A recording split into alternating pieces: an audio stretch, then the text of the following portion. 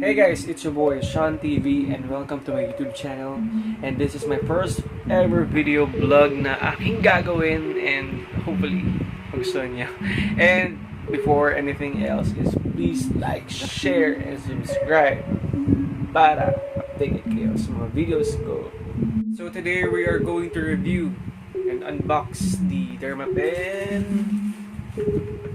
So this is not sponsored by their company.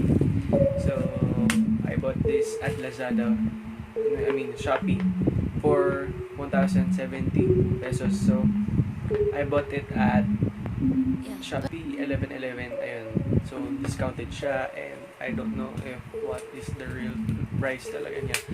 So yun. So I have an existing acne scars and acne marks and so it will be perfect para i-demonstrate ko ano yung magiging effect niya sa akin. So Derma Pen is a pen basically na puro needles. So ang needles ay yun yung magtutusok sa skin mo and therefore mag-promote ng tawag dito, yung healing process by wounding your skin. Siyempre, pag nagsusugat tayo, siyempre, mag-scab siya. And after that scabbing, mag-heal siya, then mawawala na yung dead skins na nasa face natin. So, this series will be a lot. Hindi lang siya mag-stop dito sa video na to, kundi magkakaroon tayo ng mga series. So, this is the first one. The unboxing and the first impression at yung actual video na first day. First day kong gagamitin yung Derma Pen sa aking face. So ito siya. Kasi package siya nito. So ito na, bubble wrap. Yan. My M or MY M. Hindi ko lang. Hindi ko lang tawag siya. MY ba or My M? Basta. Yan. My M. Ayan. Yung Derma Pen is the box. Yan. Microneedle therapy. So, not that fancy.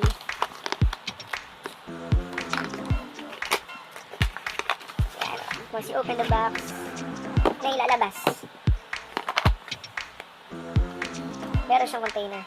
Tupperware. Pwede lagyan ng kanin. Joke. Ayan, ito yung pen mismo. Nasa plastic siya. Which is very pleasing to find nowadays. Pleasing talaga. Pero, ayan. Napaka-generous niya sa packaging. Ito yung pen. Ayan, nakita nyo yan. So, ayan. Plus, ito yung mga needles.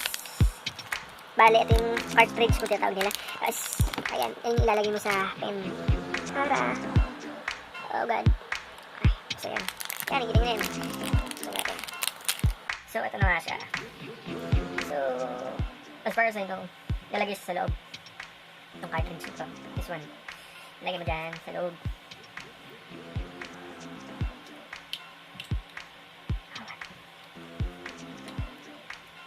So, mag-lock in na siya. Lock, then may adjuster siya dito. So, ayan. I don't know where is the indicator. Siguro itong ay talagang focus. Basta may parang line dito na indicator ko saan siya size. So, merong 0.25, 0.5, 0.75, 1, 1.5, 2, and 2.5. So, syempre, mas mataas, mas mahaba yung needles. Therefore, mas madadamage yung skin mo once you use the very long one. Tama ba ako? Tama. So, yun. Set up na natin siya. Ayan. Lagyan na natin yung connector. Actually, mahaba na. Mahaba. Isasaksak mo sa ilalim. Yan. Adapter. Yan. So, ngayon, sasaksak natin siya. Try muna natin isaksak. Okay? So, bilog siya. Kailangan nyo talaga ng bilog na saksakan or adapter. Isa pang adapter dito. Okay. Open this.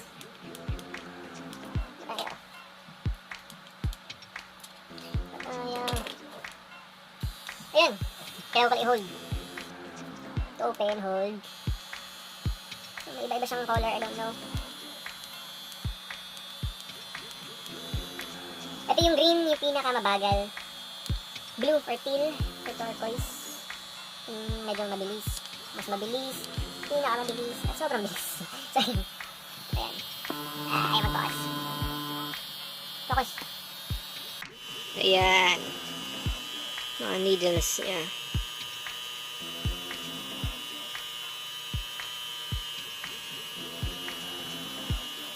So, di naman siya mahirap i-set up. Once out of the box, sasaksak mo lang yung cartridge, yung needles, dun sa pen, sunod, saksak mo yung cord, sunod yung adapter, then yun na yun, hold to on, and mamimili ka ng mga kulay, depende sa gusto mong bilis ng pen sa iyong face. Syempre, before gamitin yung pen, kailangan malinis yung face natin. Gamitin mo yung favorite soap mo. Ayan ka. So, to wash your face. Okay!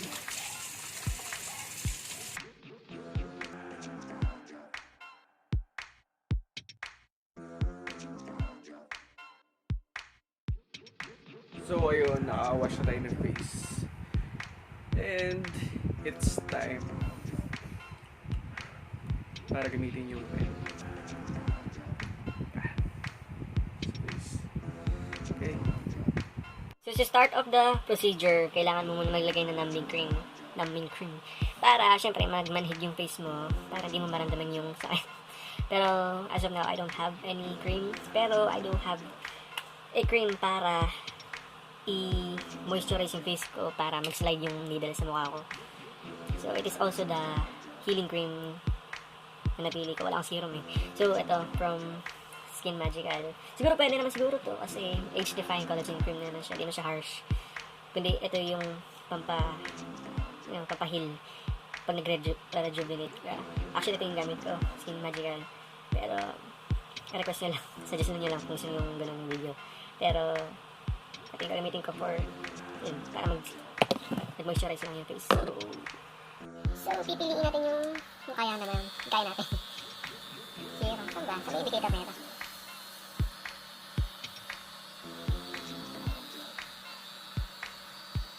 Hindi ko lang talaga indicator saan. Pero, tansyahin na lang natin kung ano yung kaya natin. Okay, wala tayo.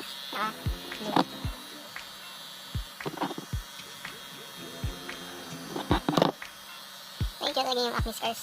Medyo malalim.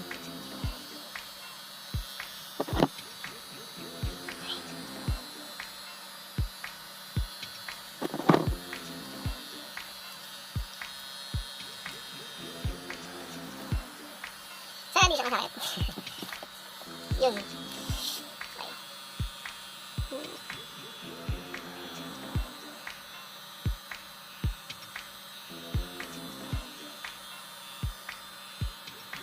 Hindi naman siya gaano masakit as of now kasi hindi naman masyado mahaba yung needle natin na sinet natin.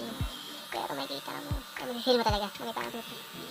So, and it is easy to use kasi pen siya. Hindi siya yung derma roller na nagamit ko before.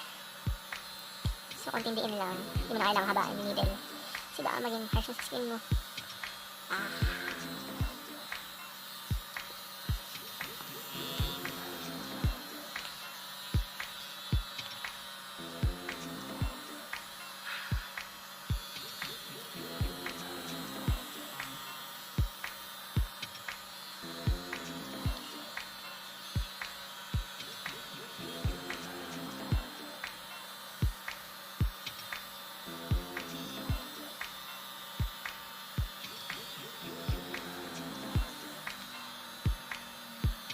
Hindi siya naging bloody.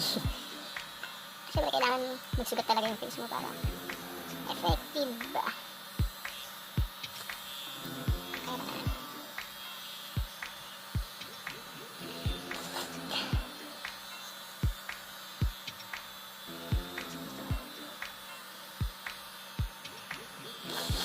Yan.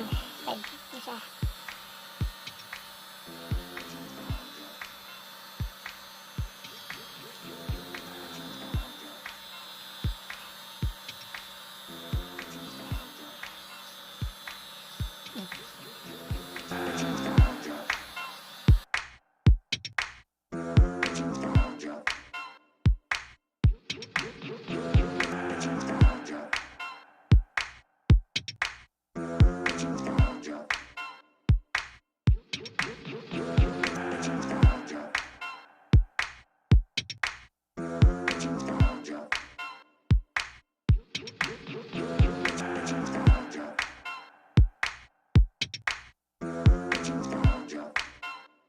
finish the procedure, kailangan mo ng serum na maganda, na perfect sa skin mo. At syempre, mayroong vitamin C component, kaso wala ako. So, I have to use this one. Okay, although, hindi siya advisable, pero natagagawa. Pero, ayun. So, vitamin C talaga yung advisable, at syempre, kailangan talaga may namin cream kayo. Napasakit niya. At dapat hindi kayo lalabas ng bahay. Never. Pag gagamit kayo ng DermaPen, actually may mga blood pa siya. Sobrang nasty. So, ayun. I do need to sanitize this one. Hugasan, pero wag scrub kasi baka maputol yung mga needles. Ano lang, tamang kuskus lang. Tamang wash. So, yun po. So, i-update ko kayo everyday. Almost everyday. Hindi, siguro sa ending ng video natin, i-update ko na lang lahat, compiled na yun siguro. Compiled na lang lahat yun from day 1 to next week uli. Nagagamit tayo ng DermaPen. Sa next video is compilation ng first week. Tapos demonstration ulit ng pangalawang session ng DermaPen. At tingnan natin kung ano yung pagbabago. Makikita tayo sa face ko. Sana meron nga. Pero please like, share, subscribe kayo mga tol. Like nyo, dislike nyo, basta i-subscribe nyo.